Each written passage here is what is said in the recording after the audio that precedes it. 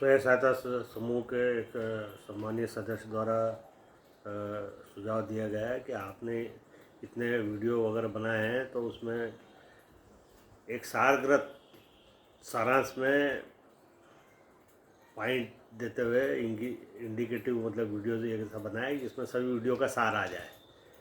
तो आपके द्वारा जो सुझाव दिया गया है तदनुसार मैं प्रयास कर रहा हूँ कि ऐसा वीडियो मैं बनाऊँ।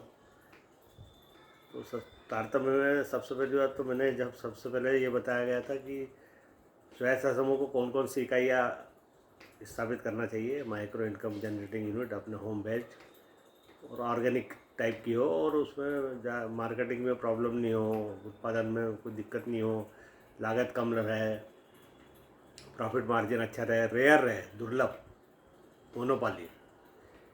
तो इस प्रकार से सबसे पहले हर्बल्स में मतलब मैंने बताया था, हर्बल्स में मतलब ये अपने रूट प्लांट नर्सरी तैयार करें।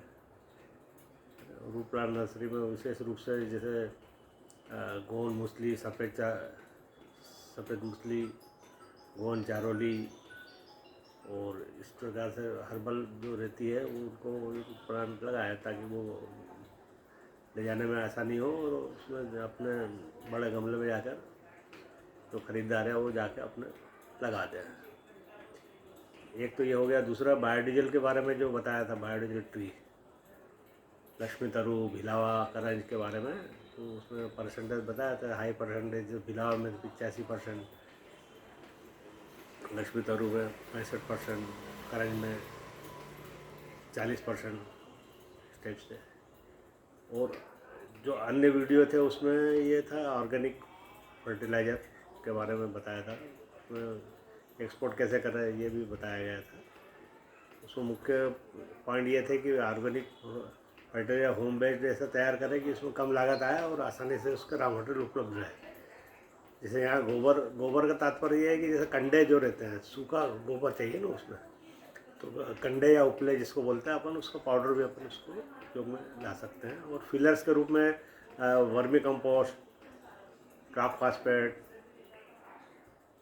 भिलावा का जो राख बचती है तेल निकालने के बाद, जैसे मैंने बताया कि जो अन्य तेल बीज रहते हैं उसको पिलाई करके ये निकाला जाता है, अपना तेल निकाला जाता है। पर भिलावा का जो है वो उसमें सबसे पहले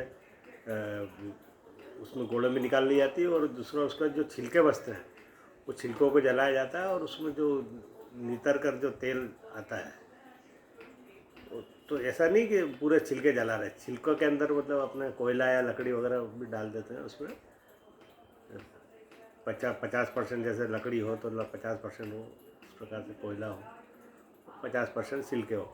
वो धीरे धीरे नितर कर अपने नीचे एक पात्र रख देते हैं, उसमें वो नलिका के माध्यम से इकट्ठा होते रहता है, जैसे जलते जाता है ऐसे।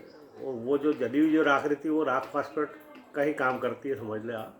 उसमें मतलब अच्छा पोटास रहता है, फास्फेट भी अच्छा रहता है उसमें। तो इस प्रकार से वर्मी कंपोस्ट भी पाउडर जो रहता है वो डाले, प्योर पाउडर डाले। और दूसरा मैंने बताया ना कि ये इसको लाकर अपना मिक्स करके भी इसको कर सकते हैं। और ये भारत सरकार की जो गवर्नमेंट ऑफ इंडिया की जो एग्रीकल्चर डिपार्टमेंट के जो वेबसाइट है उसमें ये एग्रीकल्चर के ऑर्गेनिक फर्टिलाइज़र कैसे बनाएं, उसके क्या क्या नियम हैं, कौन कौन से लाइसेंस लगते हैं, किस प्रकार से वो उसका वो ब्रांडिंग किया जाता है। बिना ब्रांड के तो कोई बिकता ही नहीं है वो। उसमें एनपीके रिपोर्ट का इंडिकेशन बहुत ज़रूरी है।